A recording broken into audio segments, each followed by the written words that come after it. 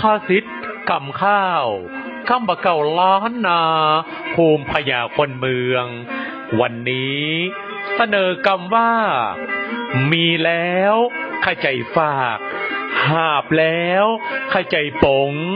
ลงแล้วข้าใจแก้ตนเป็นที่เปิ้งของตน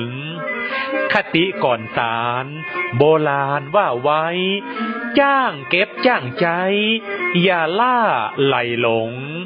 มีแล้วรีบฝากหาบแล้วรีบปงเท่าเราเอาลงหลงแล้วรีบแก้อย่าหลงมัวเมาเข้าย่อเข้าแปรระวังแน่ก้อนไกยามมีเข้าของรีบพองฝากไว้ที่หาหอมได้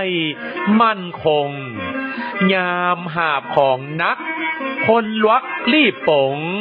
ผ่อนไม้คลายลงอย่ามัวถือมั่นหลงใจลงกรรมลงตางว่าอันรีบเร็วพลันฟอกไว้มาเส้นต่างดีหนีเส้นต่างหายเตี้ยงจักดีได้ปลายลูน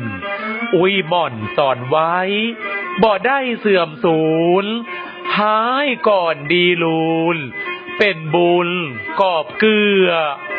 ตนเปิ้งตนไว้บ่ได้เสื่อมสูญตกปางปลายลูนบุญจักกอบเกลือ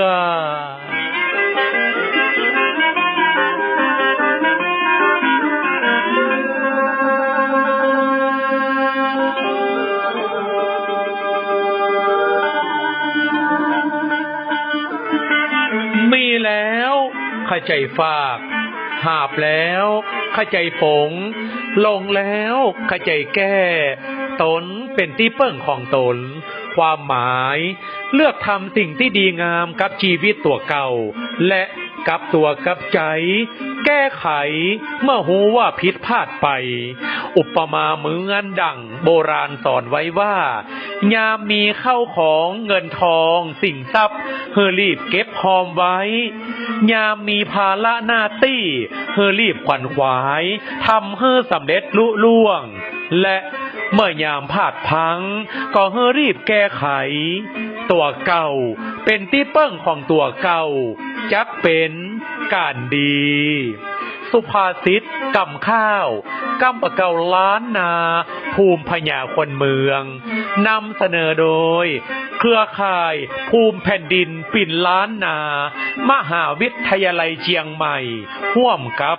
สถานีวิทยุกระจายเสียงแห่งประเทศไทยจังหวัดลำพูน